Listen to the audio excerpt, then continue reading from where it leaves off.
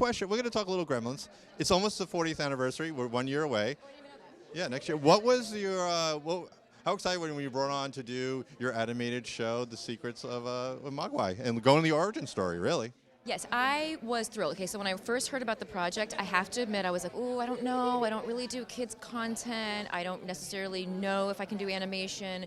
And like, let's just go for it anyway. So I did the demo and took the meetings and got the gig. And honestly, it's like a dream job.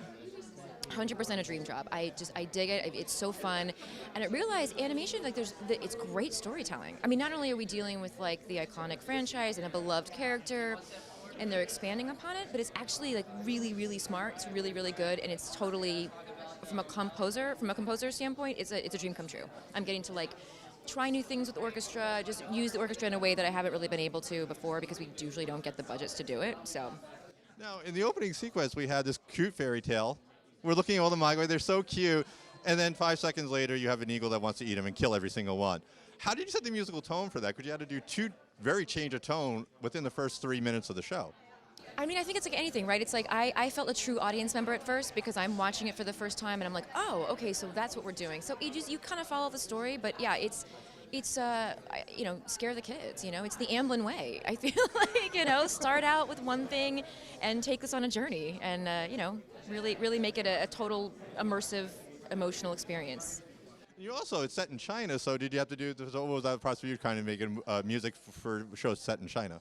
Yeah, I mean, I definitely, for a show set in China, I definitely, leaned a bit more into some traditional Chinese instruments. I used an erhu, some Chinese flutes, some bamboo flutes, and some percussion as well. But it was more heavily orchestra than anything.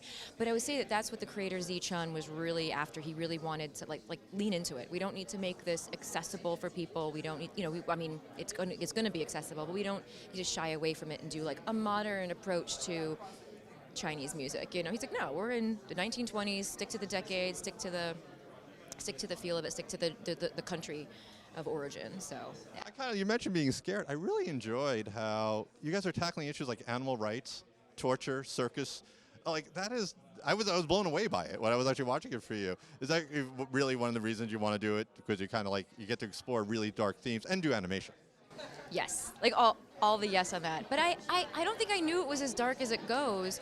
I mean, I did read scripts, but for some reason, when you get into you see color and you see, you hear the tone of the voices, you really see something, it's something more than just animatics.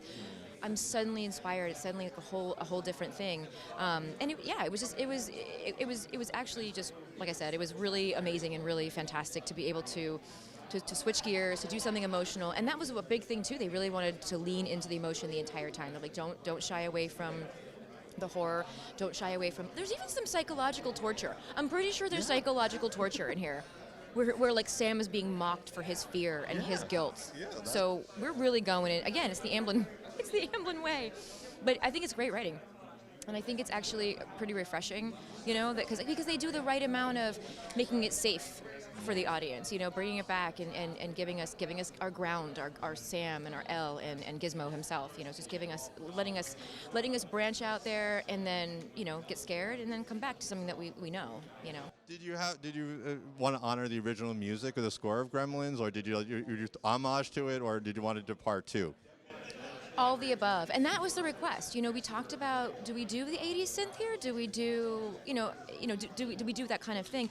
And we all kind of agreed that what the show really needed, in addition to some of the Asian elements, Chinese elements, but some of the homage paid, but it really needed the orchestral, kind of that muscular storytelling, if you will, for the orchestra. So there was definitely that. Main title and end credits are using Jerry Goldsmith's Gremlin Rag. And there's also the Gizmo's Lullaby in there, and so the actors will sing it. So the score, that was definitely part of the scoring process as well, and that theme was kind of weaved in. But I would say for the most part, I really was given not only the opportunity, but sort of the accountability almost to create themes that were for these characters. Like Gizmo kind of has a theme already, so like then doing the themes for Sam and Elle and those characters. So it was a great. So not only did the pilot, you did the entire season. How is that for you as a composer? You actually get to see it through, not just come in for an episode or have to follow someone else's lead. You actually create it and evolve it. It's so true, and I honestly, I haven't worked on a project for so long that hadn't come out yet. Now it's out, but I had finished it, and we're done. And now I'm like, and now then it comes out. So I hadn't really. It's kind of weird, I think, as a composer, especially working on episodic, that oftentimes you see that episode aired and there's a reaction. Audiences have a reaction, there's conversation, and then you see another episode that airs, and then people talk about that. And sometimes, given the audience might think, I might kind of work something else into the score, but I didn't have any of that. So as you said, I had that sort of zoomed out version, that bird's eye of everything was right there in front of me. So I think it was good because I could kind of see where everything was going, but I also had no opportunity to go back and retrofit anything. So it's like those themes got to be, they have to work, you know? All right, so our final question, I want to explore your superhero music score, origin story. When did you achieve your musical superhero powers and know you can actually make money at it, do something you love? That's a good question. I feel like when we're in the thick of things, we don't actually realize the progress that we've made. I will say, at the beginning part of my career, I think where my career mostly turned a corner was when I was doing additional writing for Blake Neely, who's just one of my mentors in the industry, and he's such a great, and speaking of superheroes, that's like, he can write many different kinds of music, but superhero music is definitely one of them, and I think I cut my teeth on a lot of that kind of music through working with him and the shows that we did together.